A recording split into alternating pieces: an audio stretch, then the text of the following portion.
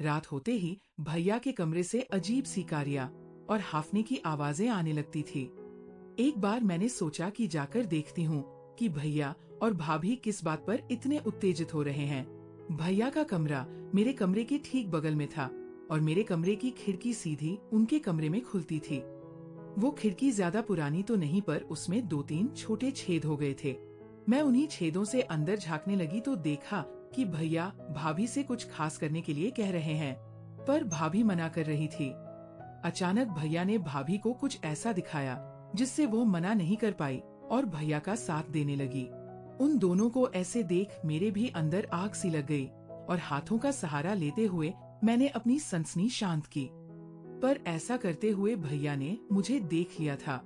अगले दिन मौका पाकर उन्होंने अपने हथियार से मेरी सिसकारियां निकाल दी और रात भर मुझे हेलो दोस्तों, आज की इस रोमांचक कहानी में आप सभी का स्वागत है। मेरा नाम रिया है और मैं दिल्ली शहर की रहने वाली हूँ। दिल्ली में हमारा एक शानदार घर है जहाँ मैं अपने मम्मी, पापा, भैया, भाभी और नानी के साथ रहती हूँ। मैं परिवार की सबसे छोटी हूँ, इसलिए मुझे बहुत लाड प्यार से पाला गया है। मेरे भैया भाभी ने बचपन से ही मेरी हर छोटी बड़ी इच्छा पूरी की है, इसीलिए आप मुझे उनकी लाडली बहन बोल सकते हैं।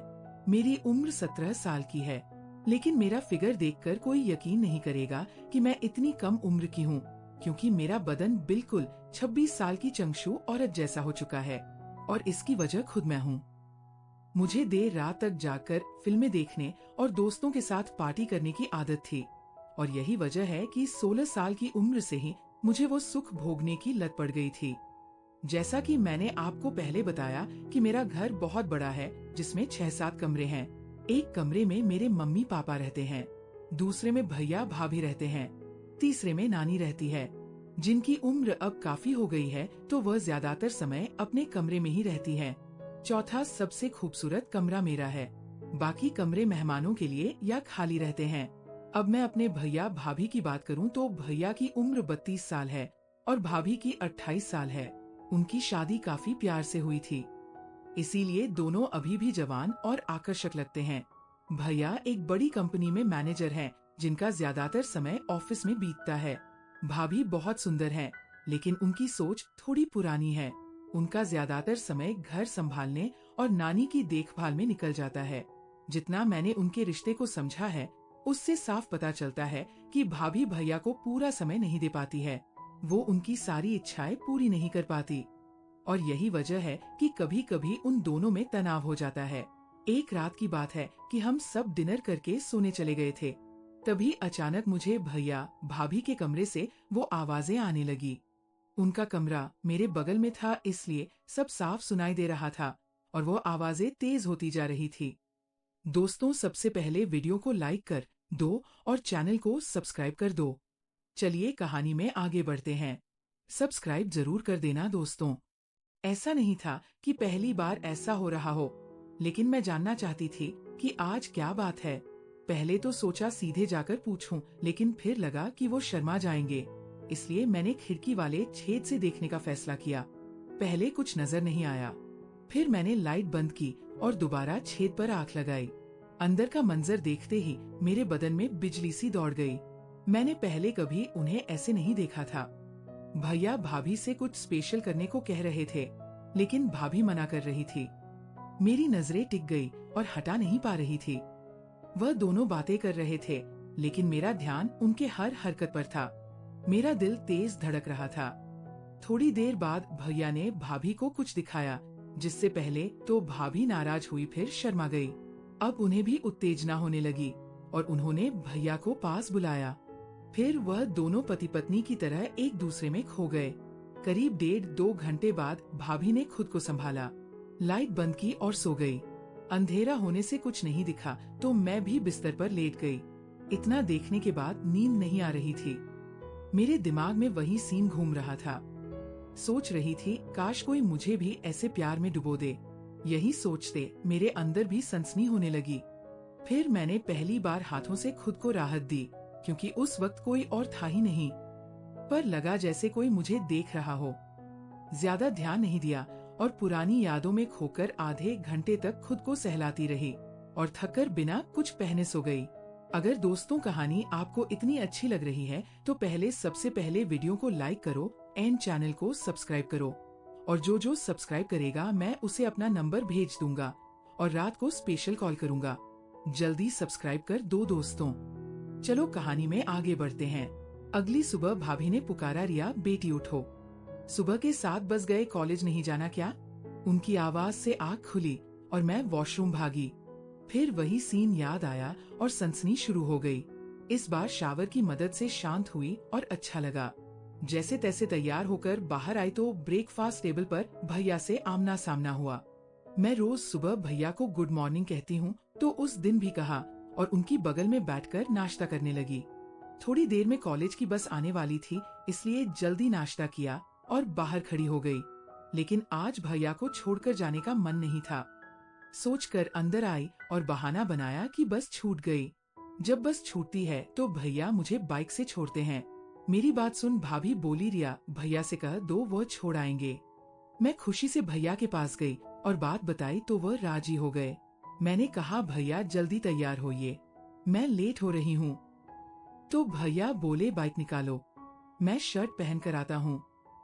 मैंने बाइक निकाली और बाहर इंतजार करने लगी। भैया अक्सर कार से छोड़ते थे, लेकिन उस दिन मेरे कहने पर बाइक से ले जा रहे थे। दोस्तों, यहाँ तक प्लान सफल था, लेकिन आगे का प्लान रिस्की था, पर मुझे भरोसा था सफल होगा। मैं पीछे बैठी और हम कॉलेज की ओर चल दिए। मेरा कॉलेज घर से करीब 12 किमी दूर था। रास्ता लंबा था और सुबह का समय होने से रोड सुनसान थी। घर से 6 किमी दूर निकल आए तो मैंने कहा, भैया अब बाइक मैं चलाऊंगी, रोड खाली है, एक्सीडेंट नहीं होगा। भैया परेशान हुए लेकिन बोले, ठीक है पर हैंडल में पकड़ूंगा। अब प्लान कामयाब होता दिख रहा था। मैंने हामी भरी। भैया ने बाइक रोकी, मुझे आगे बैठाया और दोनों हाथों से हैंडल पकड़कर धीरे चलाने लगे। लेकिन मेरा ध्यान बाइक पर नहीं था, क्योंकि इरादा कुछ और था। मस्ती करते करते कॉलेज पहुंची और पहुंचते ही भैया को फिर विश किया। मेरी हरकतों से भैया थोड़े कंफ्यूज हो गए, क्योंकि पहले कभी ऐसा नहीं किया था। मुझे छोड़कर भैया घर लौट गए। कॉलेज में भी दिमाग में वही घूम रहा था। मन कर रहा था भैया के साथ बाइक पर ही रहूं। पता नहीं क्या हो गया था, ऐसा तूफान उठ रहा था कि भैया के साथ ही सब सोचने लगी थी। खैर आगे बढ़ते हैं। मन की इच्छा लेकर घर पहुंची। उस वक्त 2 बज रहे थे। घर में नानी के अलावा कोई नहीं था।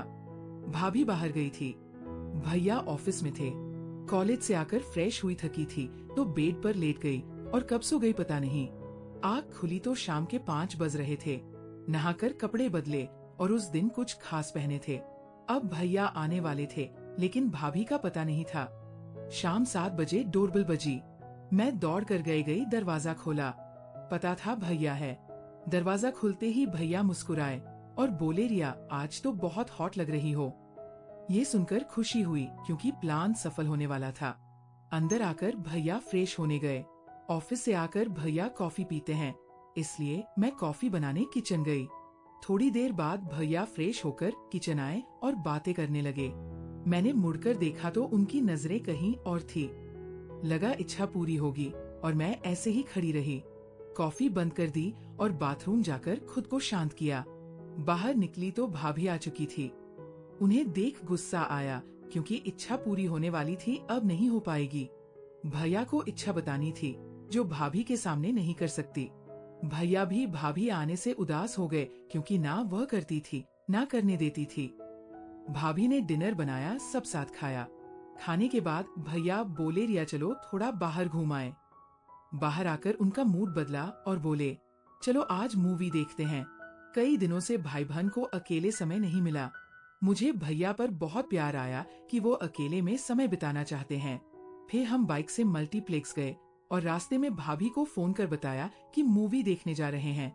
मल्टीप्लेक्स में पुरानी फिल्म लगी थी, इसलिए भीड़ कम थी। हॉलर में 40 से 50 लोग ही थे। भैया की समझदारी पर खुशी हुई। नई फिल्म में भीड़ होती, अच्छा समय नहीं मिलता। भैया ने महंगे टिकट लिए। अरे नहीं हुआ और हम बालकनी में बैठ गए। हमारे अलावा एक कपल आगे बैठा था। अब आराम था। फिल्म शुरू हुई, लेकिन मेरा ध्यान फिल्म पर नहीं भैया पर था, और वह भी मुझे तिरछी नजरों से देख रहे थे। बस शुरुआत कौन करे? मैं तो भैया का साथ पाने को बेताब थी और तभी लगा जैसे पैर पर कुछ काटा। मैं उछलकर खड़ी हुई। भैया घबराए, क्या हुआ? मैंने कहा, कीड़ा काट लिया लगता है। भैया बोले, कोई बात नहीं, अगली बार काटे तो मेरी सीट पर आ जाना, मैं तुम्हारी पर चला जाऊंगा। मैं बैठ गई। फिर 4 मिनट बाद जानबूझकर उछली। भैया हंसकर बोले, रिया मेरी सीट पर आ जाओ। मैंने कहा, नहीं भैया, आपको भी काटेगा। भैया बोले, तो तुम भी मेरी सीट पर आ जाओ। मैं तैयार थी। तुरंत उनके बगल में बैठ गई और स्क्रीन देखने लगी। मैं उनके पास छोटी सी लग रही थी, उम्र भी कम थी। थोड़ी देर बाद भैया ने पैसे दिए, कुछ खाने को लाओ। मैं बाहर गई, ढेर सारा स्नैक्स ले आई। लौटी तो फिल्म चल रही थी। बैठते हुए कहा, भैया आपके साथ मूवी देखना बहुत अच्छा लग रहा है। भैया बोले, 1 मिनट उठो, मैं खुद को सेट कर लूं। अंधेरे में कुछ नहीं दिख रहा था। फिर बैठने को कहा तो मैं पास बैठ गई। फिर एहसास हुआ मेरे मन में जो था वही उनके मन में था, लेकिन कह नहीं रहे थे। हार कर मैंने इशारा किया। भैया समझ गए और जैसे भाभी उनके साथ करती हैं, वैसे मैंने उनका साथ दिया। हमने काफी देर एंजॉय किया, थक कर शांत हो गए। 2 घंटे बाद फिल्म खत्म हुई, लाइट जली। मैंने खुद को ठीक किया। बाहर निकले भैया ने पूछा, मूवी कैसी लगी? मैंने हंसकर कहा, ऐसी मूवी पहले कभी नहीं देखी भैया, लेकिन चलने में तकलीफ हो रही है। मुस्कुराकर भैया ने गोद में उठाया, पार्किंग तक ले गए, बाइक पर बैठाई और घर चल पड़े। उस दिन के बाद से भैया मेरा बहुत ख्याल रखते हैं और मैं भी उनका बहुत ख्याल रखती हूँ। कमेंट करके जरूर बताइएगा कि आपको ये कहानी कैसी लगी। आगे ऐसी रोमांचक कहानियों के लिए मेरे चैनल को सब्सक्राइब कर लें और बेल आइकन दबाना ना भूलें।